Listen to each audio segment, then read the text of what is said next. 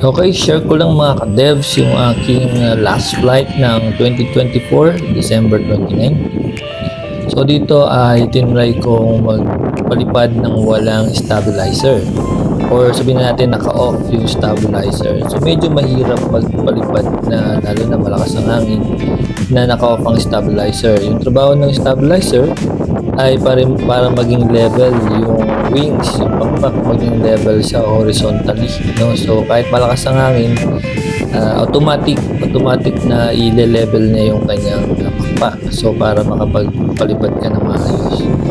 At ganoon din, no? So kung siya ay nakapataas, itatama niya straight lang ang lipad. At this time hindi ko siya ginawa at hindi siya ginamit, rather. At nagtry ako magpalipad ng naka-off yung stabilizer. Yung ibang airplane may gyro, ang tawag nila ay gyro, and then ito naman ay stabilizer. So nagtatry tayo dyan magpalipad ng naka-off yan kasi ito ay bahagi ng training sa flight. So yun ang reason din kung bakit ito ang lagi kong inililipad, no, kahit na medyo critical na yung kalagayan niya, medyo marami na siyang tama, is because talagang gusto kong masterin yung paano lang yung simpleng flight muna, basic flight maneuvers, at tingnan ko yung mga adverse effects ng weather.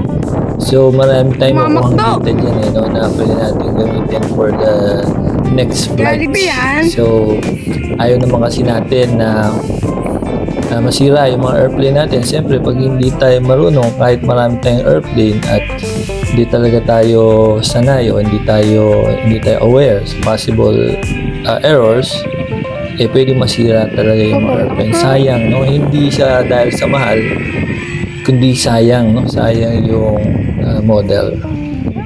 Alright, so next time ulit. Bye-bye!